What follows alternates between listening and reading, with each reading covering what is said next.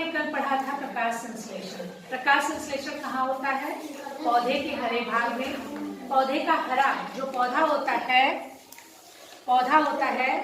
वो हरे रंग का होता है ना? Yes ma'am. पौधा हरा क्यों होता है? क्योंकि उसमें क्या पाया जाता है? कौन सा लवक, कौन सा पिगमेंट? पर्णहरिम।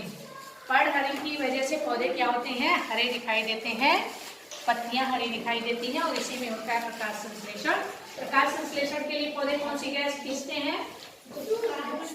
कार्बन डाइऑक्साइड और सूर्य की रोशनी, और फिर खाना बनने के बाद कौन सी गैस निकालते हैं? ऑक्सीजन। ऑक्सीजन निकालते हैं, कार्बन डाइऑक्साइड लेते हैं। तो बच्चों, पत्तियों का हमने एक कार्य देखा था। पत्तियों के कार्य हम देख रहे हैं। जो पत्तियों का कार्य होता है, पत्तियों का जो कार्य होता है उसमें हमने देख लिया है एक क्या? प्रकाश संश्लेषण। प्रकाश संश्लेषण का मतलब होता है प्रकाश की उपस्थिति में भोजन का बनना। प्रकाश संश्लेषण, प्रकाश की उपस्थिति में भोजन का बनना। भोजन जो पौधे बनाते हैं उसी को कहते हैं प्रकाश संश्लेषण। प्रकाश संश्लेषण और कुछ नहीं, उनकी पत्तियों में जो खाना बनने की क्रिया होती है वही है प्रकाश संश्लेषण, और कुछ भी नहीं। हमारे किचन में भी खाना बनता है ना, भोजन बनता है, वैसे पौधे की जो पत्तियां हैं वो रसोई घर है उनका, और वहां पर उनका खाना बनता है। और ये खाना बनाने की जो प्रक्रिया होती है इसी को कहते हैं प्रकाश संश्लेषण। तो प्रकाश जो संश्लेषण, और चूंकि प्रकाश संश्लेषण नाम इसलिए है क्योंकि इसमें जरूरत होती है प्रकाश की, इसलिए इसको कहते हैं प्रकाश संश्लेषण। इंग्लिश में क्या बोलते हैं? इंग्लिश में क्या बोलते हैं? हाँ, प्रकाश संश्लेषण को फोटोसिंथेसिस। कल बताया गया था। फोटो का मतलब होता है लाइट, और सिंथेसिस का मतलब होता है बनना। सिंथेसिस का मतलब होता है बनना। प्रकाश की उपस्थिति में खाने का बनना कहलाता है प्रकाश संश्लेषण। ठीक, अब हम लोग क्या करते हैं, देखते हैं पत्तियों में। कल हमने देखा था पत्तियों में क्या है? रंध्र, छोटे छोटे छेद पाए जाते हैं। ये छेद क्या कहलाते हैं? पर्णरंध्र। इनको इंग्लिश में क्या कहते हैं? स्टोमेटा। ये जो स्टोमेटा है जो पत्तियों में पाया जाता है, ये जो पर्णरंध्र है छोटे छोटे है, वो आपको नेट डाई से मतलब ऐसे ही खुली आंखों से दिखाई नहीं देता। जब आप माइक्रोस्कोप से देखते हैं, सूक्ष्म दृष्टि से देखते हैं तो दिखाई देता है अच्छे से। तो ये जो रंध्र होती है, यहाँ से कार्बन डाइऑक्साइड क्या होती है? अंदर जाती है। यहाँ से कार्बन डाइऑक्साइड क्या होती है? अंदर जाती है, और ऑक्सीजन बाहर निकलती है। ऑक्सीजन कब बाहर निकलती है? जब एक खाना बना लेते हैं तो भोजन जो बनाते हैं कार्बोहाइड्रेट के रूप में, वो कार्बोहाइड्रेट उनके पौधे के अलग अलग भागों में पहुंच जाता है, और जो बच जाता है वो फल के रूप में, सब्जियों के रूप में, अनाज के रूप में वो लटका देते हैं। ठीक, और उसी के साथ जब वो भोजन बनाते हैं, फोटोसिंथेसिस करते हैं, तो भोजन के साथ साथ वो ऑक्सीजन बनाते हैं, और वही ऑक्सीजन यहाँ से बाहर निकलती है, और वो कार्बन डाइऑक्साइड लेते हैं भोजन के रूप में, वो भी कार्बन डाइऑक्साइड इसी के यहीं से जाती है। तो ये जो गैसों का आदान प्रदान है वो किसके माध्यम से हो रहा है? पत्तियों में रंध्र के माध्यम से। ये जो पर्णरंध्र है, यहीं से ऑक्सीजन, कार्बन डाइऑक्साइड अंदर जा रही है और ऑक्सीजन बाहर निकल रही है। बैठ जाए, कार्बन डाइऑक्साइड अंदर जा रही है और ऑक्सीजन क्या हो रही है? बाहर निकल रही है। ठीक, तो ये गैसों का आदान प्रदान है, ये किसके माध्यम से होता है? किसके माध्यम से होता है? पर्णरंध्र के माध्यम से। पर्णरंध्र जो छोटे छोटे पत्तियों में रंध्र, उनके माध्यम से। ठीक, हम दूसरा कार्य देखने जा रहे हैं। प्रकाश संश्लेषण हमने देख लिया। प्रकाश संश्लेषण था पत्तियों में जो खाने का बनना है उसको कहते हैं प्रकाश संश्लेषण। ठीक, अब दूसरा है वाष्पोत्सर्जन। वाष्पोत्सर्जन क्या है? वाष्पोत्सर्जन। वाष्पोत्सर्जन, वाष्पोत्सर्जन अच्छा भी है और वाष्पोत्सर्जन खराब भी है। अच्छा तब है कि बहुत ज्यादा आपने पानी पी लिया, पौधों ने पानी पी लिया, तो जो बेकार पानी है वो इन्हीं रंध्रों के माध्यम से, ये जो रंध्र होते हैं इन्हीं के माध्यम से बाहर निकल जाते हैं। पर्णरंध्र के माध्यम से बाहर निकल गया पानी। पानी में जो एक्स्ट्रा हो गया है, जो इन्होंने एक्स्ट्रा ले लिया है पानी ज्यादा, वो वाष्पोत्सर्जन। इसको देखो क्या मतलब है? वाष्पो का मतलब होता है वाष्प, वाष्प का उत्सर्जन, उत्सर्जन का मतलब होता है निकलना। वाष्प के रूप में जो पानी एक्स्ट्रा हो जाता है, जो पानी अधिक हो गया है, जो पानी अधिक हो गया है, वो वाष्प के रूप में जो निकल जा रहा है, ऐसे निकल जाता है, इन्हीं से होता हुआ पानी भाप के रूप में, वाष्प के रूप में निकल जाता है, इसी को कहते हैं वाष्पोत्सर्जन। क्या कहते हैं? वाष्पोत्सर्जन। अच्छा इसलिए है क्योंकि एक्स्ट्रा हो गया है तो बाहर निकल जाए, लेकिन खराब इसलिए है बच्चों कि जहाँ पौधों को पानी ही नहीं मिल रहा है, जहाँ पौधे पानी ही नहीं पा रहे हैं, जहाँ पौधों को पानी नहीं मिल रहा है, पानी बच्चों पौधों को कहाँ नहीं मिलता है? किस जगह पर? हाँ, रेगिस्तान जहाँ रहेगा वहां पर पानी की कमी रहती है। तो अगर वहां पर ऐसे वाष्प यहाँ से पानी तो किसी तरह बहुत दूर जाकर वो पानी ले आए, जड़ ठीक, पानी लगा, बड़ी बड़ी पत्तियां, बड़े बड़े रंग और पानी निकल गया, तो इनको कुछ मिलेगा? तो एक्स्ट्रा तो नहीं, जो इनकी जरूरत था वो भी खींचने लगते हैं, वो भी निकलने लगता है पानी, तो सारा पानी क्या हो जा रहा है? बाहर निकल जा रहा है ना। तो ये क्या है? पौधों के लिए खराब है। इसलिए जब बहुत ज्यादा गर्मी होती है तो बहुत ज्यादा वाष्पोत्सर्जन होने लगता है, पौधे क्या होते हैं? मुरझा जाते हैं, है ना, क्योंकि बहुत ज्यादा पानी खींचा जा रहा है। अब इसी को रोकने के लिए जो रेगिस्तानी इलाके हैं वहां पर क्या होते हैं? पौधे अपनी पत्तियों को क्या कर लेते हैं? कटीले के रूप में कटीला बना लेते हैं, अपने आप को कैसा कर देते हैं? कटीला, एकदम कटीला बना लेते हैं, कटीला बना लेते हैं। और ये जो तना है, ये जो पत्ती जैसा लगता है ये तना है, और जो कांटे जैसा रहता है यही उनकी पत्तियां हैं। पत्तियों को अपने कटीला बना लेते हैं जिससे वाष्पोत्सर्जन हो ही। और पर्णरंध्र होता है क्या कि जो ऊपरी सतह रहेगी, जो पत्ती की ऊपरी सतह रहेगी वहां पर कम रहेंगे और निचली वाली सतह पर अधिक रहेंगी। जो यहाँ रहेगी यहाँ पर कम रहेंगे, क्योंकि यहाँ डायरेक्ट सन पर लाइट पड़ेगा तो डायरेक्ट निकल जाएगा, इसलिए क्या रहेंगे? इधर ज्यादा रहेंगे, ठीक, जहाँ पर क्या होगा? पानी की कमी रहती। ये अपने आप को बचाने के लिए अपने हिसाब से बदलते हैं। तो इसीलिए वाष्पोत्सर्जन को कम करने के लिए रेगिस्तानी इलाके में जो पौधे होते हैं उनकी पत्तियां क्या हो जाती हैं? कटीली हो जाती हैं, ठीक। तो वाष्पोत्सर्जन हानिकारक है, खराब है कहाँ? जब हमारे पास पानी की कमी है, ठीक है। ये अच्छी प्रक्रिया है, अच्छी तब है जब हमारे पास पानी हो, लेकिन खराब जब हमारे पास पानी नहीं रहेगा तो खींचता चला जाएगा, जो पानी है वही खींचता चला जाएगा। तो अच्छा है, दान देना अच्छा है कि भाई कोई आया आप दान दे दो, दान दे दो, हम भाई कुछ नहीं मांगने आए, ले जाओ। लेकिन जब हमारे पास वो चीज है ही नहीं तब क्या होगा? हम कैसे देंगे? दे पाएंगे? तब हमको दिक्कत होगी। तब भी जबरदस्ती कोई खींचने लगे, लेने लगे, तब तो हमको कुछ करना पड़ेगा ना, व्यवस्था। वही व्यवस्था करती है पत्तियां राजस्थान और ये जहाँ पर रेगिस्तान इलाके हैं जहाँ पर बहुत पानी की कमी है। तो वाष्पोत्सर्जन समझ में आया? वाष्पोत्सर्जन क्या है?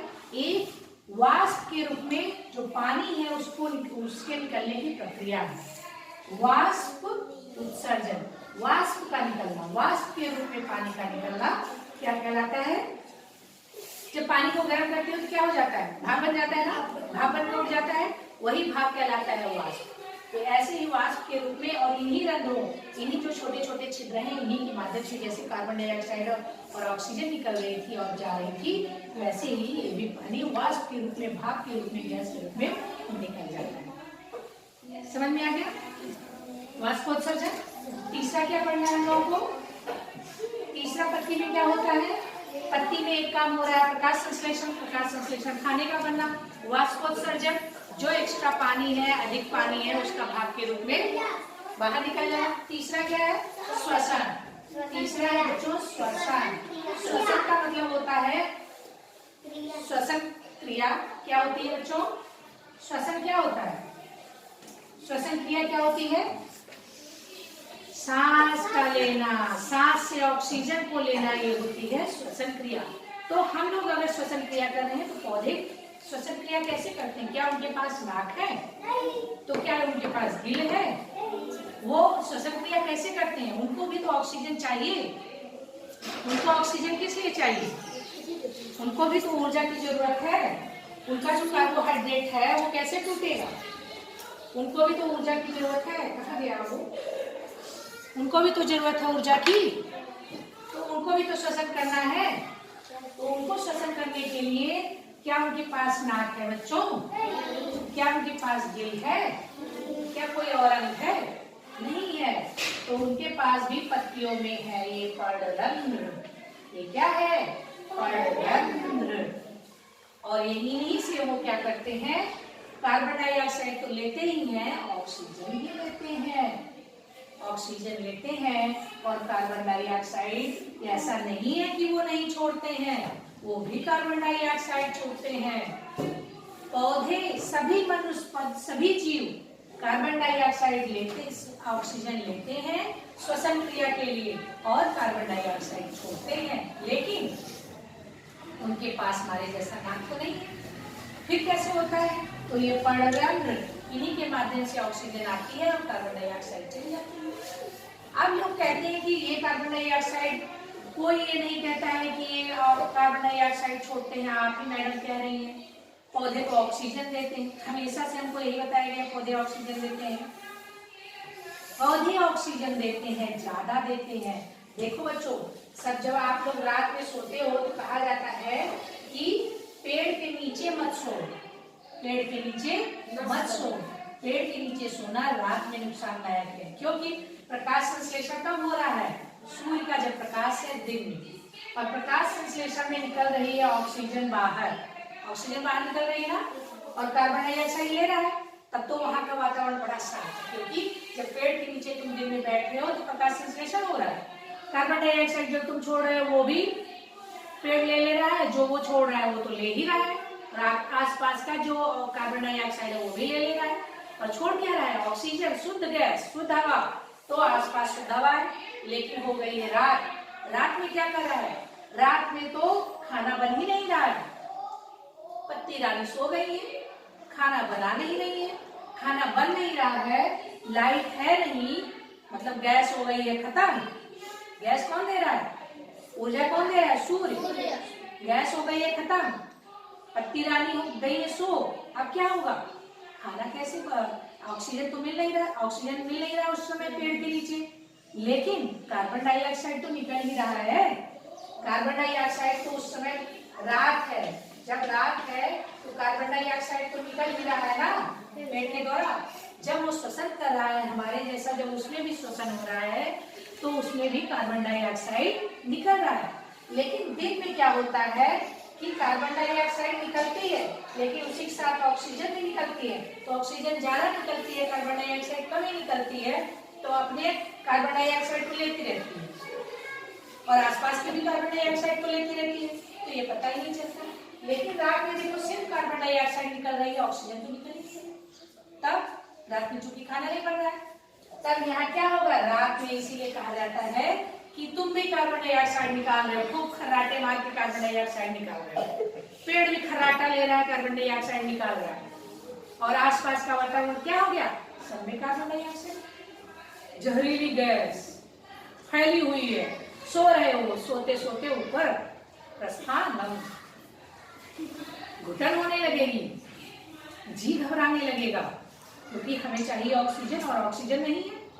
10 लोग सोए हैं, पेड़ भी सो रहा है, वो भी कार्बन डाइऑक्साइड निकाल रहा है, सब कार्बन डाइऑक्साइड निकाल रहे हैं, तो आपको आपका जी मचलाने लगेगा, आपको घुटन होने लगेगी। इसलिए रात में पेड़ के नीचे कभी भी नहीं सोना, उससे हट के आप सोइए। तो समझ में आ गया क्यों? क्योंकि रात में वो भी कार्बन डाइऑक्साइड निकाल रहा है और हम भी निकाल रहे हैं, तो वहां पूरा कार्बन डाइऑक्साइड है कि नहीं? तब तुम्हें कैसा महसूस होगा? ऑक्सीजन कम हो गई, कार्बन डाइऑक्साइड ज्यादा। देखो अर्पिता भी निकाल रही है, नैना भी निकाल रही है, सब कार्बन डाइऑक्साइड, और पेड़ भी निकाल रहा है, आयुष भी निकाल रहा है, बहुत कार्बन डाइऑक्साइड। ऑक्सीजन थोड़ी थोड़ी है, कहीं कहीं ऑक्सीजन थोड़ी थोड़ी आ रही है, ऑक्सीजन भी आ रही है, अप्रकाशिक क्रिया भी होती है। जब आप थोड़े से बड़े होंगे तो वो सभी चीजें आएंगी। ऑक्सीजन थोड़ी थोड़ी, कार्बन डाइऑक्साइड इतनी ज्यादा, सब लोग निकाल रहे हैं, नैना आयुष सब यहाँ से बैठ के लगाए। आप बताओ कैसा लगेगा जब खूब ढेर सारा कार्बन डाइऑक्साइड हो जाएगा? घुटन होने लगेगी, परेशानी होगी। इसलिए कभी भी रात के समय आपको पेड़ के नीचे नहीं सोना है। चुड़ैल आ जाएगा ऐसा कुछ नहीं है, भूत आ जाएगा ऐसा कुछ भी नहीं है, यही है भूत। इसको दूर करने का सबसे अच्छा तरीका ज्यादा से ज्यादा पेड़ लगाइए, मत सो नहीं, पेड़ लगाइए, ठीक। तो पेड़ लगाइए और कार्बन डाइऑक्साइड को कम कीजिए।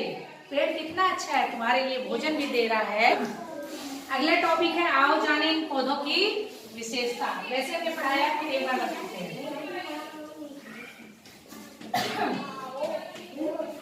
आओ जाने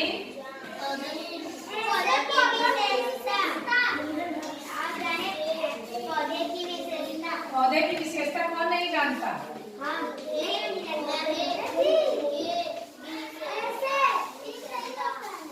आओ जाने पौधों की विशेषता। पौधे की विशेषता क्या होती है? मतलब इन पौधों की विशेषता का मतलब है, अगर जल में रहने वाला पौधा है तो वो कैसा होगा? उनकी जो पत्तियां होती हैं वो हल्की होती हैं, स्पॉन्जी होती हैं, जिससे हवा भर जाती है तो वो क्या हो जाती है? हल्की हो जाती है। ठीक। एक कमल का फूल, कमल की पत्तियां कैसी होंगी? एकदम पतली पतली, और इनके मोम जैसा कुछ रहता है, जिससे उसमें पानी जो है ना चिपके। अगर पानी लगेगा तो ये सड़ जाएंगी, उससे बचने के लिए कुछ पानी ना चिपके ऐसा दांत लगा रहता है। ठीक। और बहुत हल्की रहती है, जिससे वो पानी में आराम से तैर सके, रह सके। और स्पॉन्जी होंगी। स्पॉन्जी का मतलब क्या होता है? इसमें जगह होगी। जैसे जलकुंभी देखे होगे तुम, जलकुंभी देखे होगा, तैरती रहती है, उसकी पत्ती कभी तोड़ के देखोगे मोटी मोटी रहती है, और मोटी होने के बाद उसको ऐसे काट के देखना है। अगर कभी देखना तो पत्तियों को देखना, तो उसको कट करके देखना, तो जैसे लगता है झाग जैसा कुछ निकल रहा है। और उसमें देखना जगह रहती है, ऐसे ऐसे खाने बने रहते हैं। क्यों रहती है? कमल की पत्ती रहती है। अलग अलग पौधों की अलग अलग, आम की जैसी है वैसे अमरूद की नहीं है ना। पानी ये जमीन पर ही पाई जा रही है, लेकिन उसकी संरचना अलग है। ऐसे पानी में भी पाई जाने वाले अलग अलग पौधों की पत्तियां अलग हैं। ठीक। लेकिन उसमें कुछ पत्तियां हल्की रहेंगी, ऐसी मोम जैसी कुछ ऐसा पदार्थ रहता है, जिससे क्या होता है कि पानी इस पर लगता नहीं है। ठीक। तो गलती नहीं। कुछ पौधों की पत्तियों में क्या रहता है? स्पॉन्जी रहती है, इसमें जगह रहती है, जिससे हवा बनी रहती है और ये हल्की हो जाती है। ठीक। ये तो हो गए जली। जैसे तुमने जलकुंभी देखा होगा, कमल देखा होगा, सिंघाड़ा देखा होगा। सिंघाड़ा देखा है ना? सिंघाड़ा भी कहाँ पाया जाता है? पानी में पाया जाता है। अगला कमल। और मरुस्थल में पाए जाने वाले पौधों को बताओ। मरुस्थलीय पौधे, मरुस्थलीय पौधों के नाम बताओ। कीकर, बबूल, कीकर, नागफनी जानते हो ना? बबूल। ठीक। तो ये सब पौधे क्या होते हैं? देखोगे तो ये कटीले होते हैं। आपको सड़कों के किनारे जहाँ पानी की बहुत कमी रहती है वहां पाए जाते हैं। ठीक। और राजस्थान जो जहाँ रेगिस्तानी इलाके हैं वहां पर तो ये झाड़ियों के रूप में बहुत पाए जाते हैं। हाँ, ये सब। और इनकी पत्तियों क्या रहती है? ऐसे नुकीली हो जाती है, जिससे वाष्पोत्सर्जन ना हो, पानी की कमी को ये अपने आप को जीवित रख सके। पानी का पूरा उत्सर्जन पता चले कितनी मेहनत से खींचे और पानी जा जाएगा। ठीक। अगला क्या है? पहाड़ी पौधे या पर्वतीय, या फिर कह सकते हैं पर्वतीय पौधे। पर्वतीय पौधे कैसे होंगे? ये देखो, चीड़ के हैं, टीक के हैं, ये सब। ठीक। इनका आकार हमेशा कैसा रहता है? ऐसे तिकोना रहेगा, जिससे बर्फ क्या हो? बाहर चली जाए।